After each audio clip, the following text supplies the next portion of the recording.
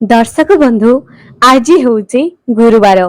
एही गुरुवारटी माँ लक्ष्मी को जेमिति प्रिय भगवान विष्णु एवं देवगुरु बृहस्पति को मध्य बहुत प्रिय अटे। तेणु दर्शक बंधु जदि माँ महालक्ष्मी कृपा पाइबा पई चाहुचंती तेबे एही भिडियोटी निहाती देखंतु।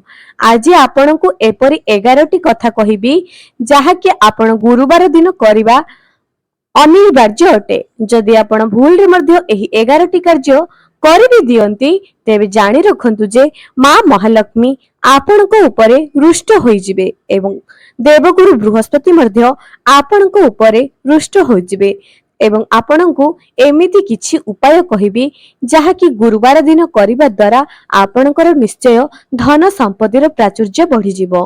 तेणु अधा अधूरा ज्ञान न शुणी भिडियोटी को निहाती शेष पर्यंत देखंतु। आपण भिडियोटी को शेष पर्यंत देखिले ही पूरा ज्ञान प्राप्त करि परिबे। जदि आपण मध्य माँ महालक्ष्मी को भक्ति करूछंती सतरे जदि माँ महालक्ष्मी आपणको ऊपर प्रसन्न हेउ बोली जानुचंती तेबे निश्चय एही भिडियो को शेष पर्यंत देखंतु एवं विश्वास रे सह देखंतु। निहाती भिडियो को शेष पर्यंत देखंतु एवं जदि आपण माने मध्य चैनल रे नुआ आसुचंती भिडियो को गोटे लाइक सह चैनल को सब्सक्राइब करंतु एवं पाखर थिबा बेल आइकन को मध्य क्लिक करंतु। कमेंट सेक्शन रे ओम लक्ष्मी नारायणाय नमः निश्चय लिखंतु। दर्शक बंधु एही जो गुरुवारटी भगवान विष्णुकर एवं माता लक्ष्मीकर प्रिय अटे ता सहित देवगुरु बृहस्पतिकर प्रिय अटे। जदि आपण एही 11टी कार्य करि भी दउचंती ना जानि रखंतु आपणकर दुर्भाग्यर दिन माडी आसुची। प्रथम केउ कार्यटी आपण गुरुवार दिन करिबाको अनिवार्य कहा जाउची सेहा कहूची।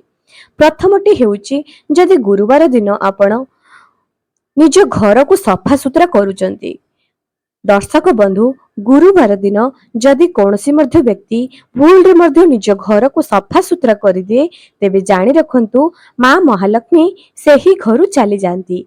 तेबे जदि घर को सफा सुतरा करिवार अछि बुधवार दिन कर दियंतु एवं एपरि करिबा द्वारा माँ लक्ष्मी प्रसन्न हेबे। किंतु गुरुवार दिन घर सफा करिवे नाही। जदि करिवार अछि गुरुवारर पूर्व दिन आपण करि पारंती। द्वितीयटी हेउची जदि गुरुवार दिन निज घरर लोक मानकर महिला कपड़ा पत्र को सफा करूचंती। दर्शक बंधु आपण को एही कथाटी टिके आश्चर्य लागिथिबो। जदि घरे महिला कपड़ा अधिक होई जाईची तेबे किपरि आमे गुरुवार दिन सफा करिबु नाही।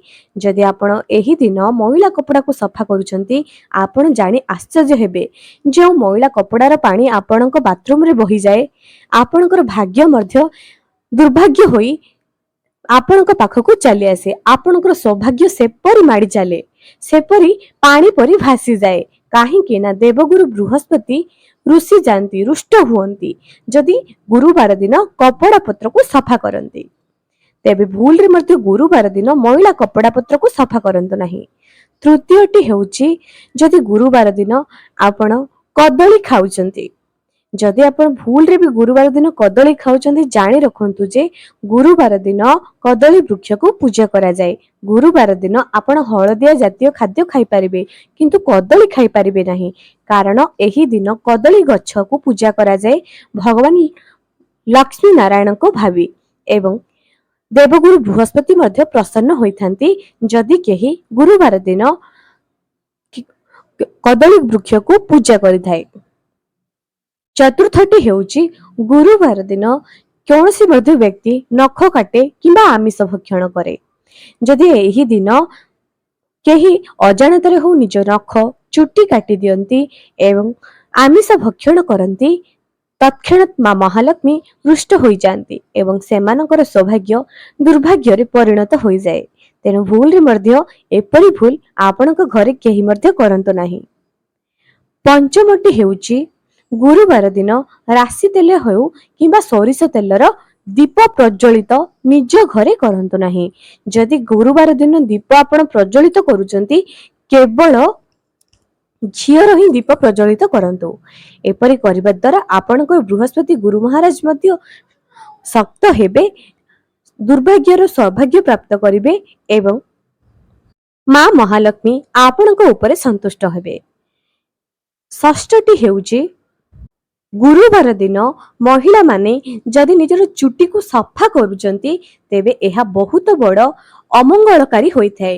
ଏହା ନିଜର ସ୍ୱାମୀ, ନିଜର ଘର, ନିଜର ସୌଭାଗ୍ୟକୁ ବହୁତ କଦର୍ଯ୍ୟ କରିଦେଇଥାଏ।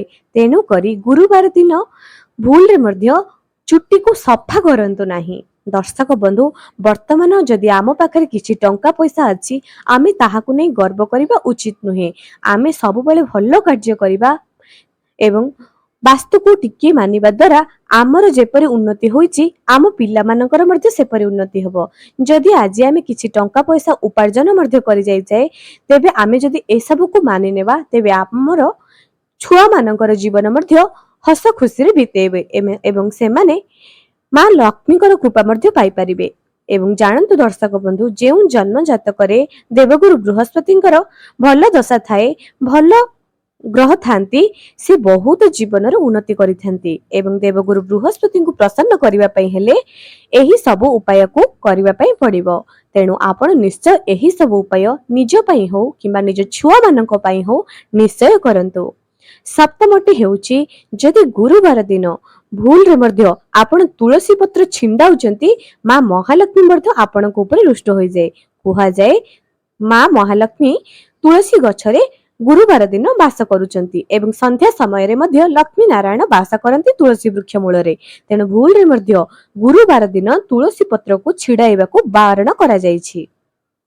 ଅଷ୍ଟମ ସଂକଟି ହେଉଛି, ମିଥ୍ୟା କୁହନ୍ତୁ ନାହିଁ। ପର ନିନ୍ଦା, ପର ଚର୍ଚ୍ଚା ଗୁରୁବାର ଦିନ କରନ୍ତୁ ନାହିଁ ଏବଂ ଆଳସ୍ୟପଣରେ ପୂଜା ପାଠ ନ କରି ରୁହନ୍ତୁ ନାହିଁ। ଯେତେ ପାରୁଛନ୍ତି ଗୁରୁବାର ଦିନ ପୂଜା ପାଠ କରନ୍ତୁ। ଯଦି ସମୟର ଅଭାବ ହେଉଛି, ତେବେ ସ୍ୱଚ୍ଛ ବସ୍ତ୍ର ପିନ୍ଧି ଗୋଟିଏ ନମସ୍କାର ମଧ୍ୟ ଆପଣ କରିପାରିବେ। ଏବଂ ନବମଟି ହେଉଛି, ଗୁରୁବାର ଦିନ ଯଦି କଳା ରଙ୍ଗର ବସ୍ତ୍ର ପିନ୍ଧୁଛନ୍ତି, ଏହା ଅତ୍ୟନ୍ତ ଦୁର୍ଭାଗ୍ୟକୁ ଡାକିଥାଏ।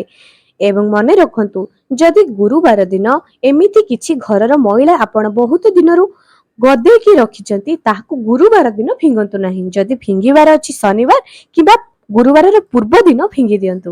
ଏପରି କରିବା ଦ୍ୱାରା ମା ଲକ୍ଷ୍ମୀ ଘରକୁ ଆସିଥାନ୍ତି ଏବଂ ମା ଅଲକ୍ଷ୍ମୀ ଘରୁ ଚାଲିଯାଆନ୍ତି। ଯଦି ଘର ସଫା କରିବାର ଅଛି, ନିହାତି ବୁଧବାର ଏବଂ ଶନିବାର ଦିନ କରନ୍ତୁ। ଏବଂ ଦଶମ ସଂକେତଟି ହେଉଛି, ଛୋଟ ଛୁଆକୁ ମାରିବା।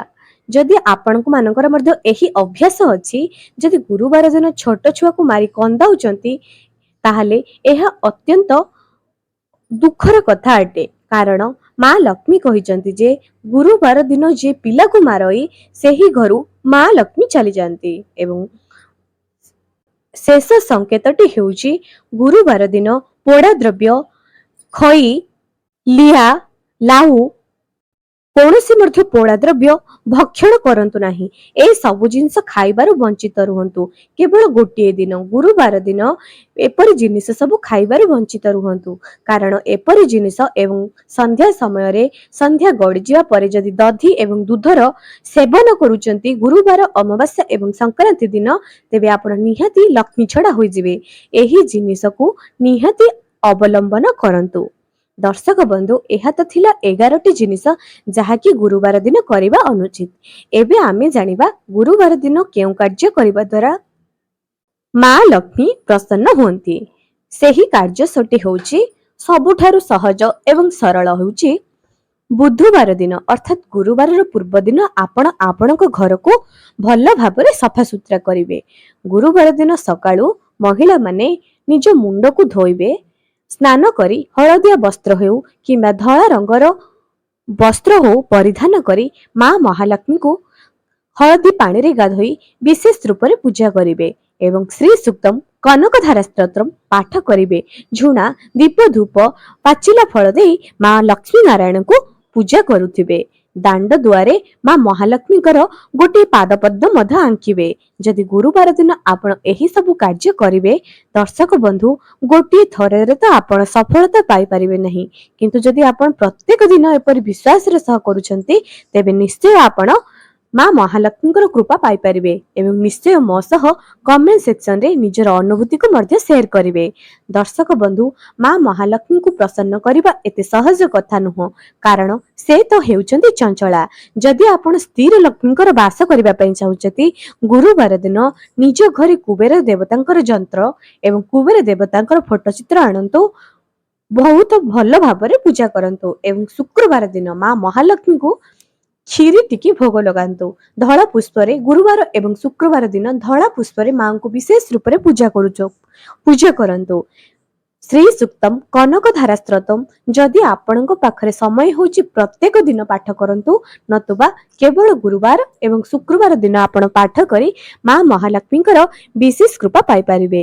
ତେବେ ଦର୍ଶକ ବନ୍ଧୁ, ଆଶା କରୁଛି ଯେ ଆଜିର ଏହି ଭିଡିଓଟି ଆପଣଙ୍କର ନିଶ୍ଚୟ ଲାଭପ୍ରଦ ହୋଇଥିବ, ତେଣୁ ଏହାକୁ ବହୁ ମାତ୍ରାରେ ସେୟାର ମଧ୍ୟ କରନ୍ତୁ। ଆଜି ପାଇଁ ରହୁଛି, ପୁଣି ଦେଖା ହବ ଆଗାମୀ ଭିଡିଓରେ।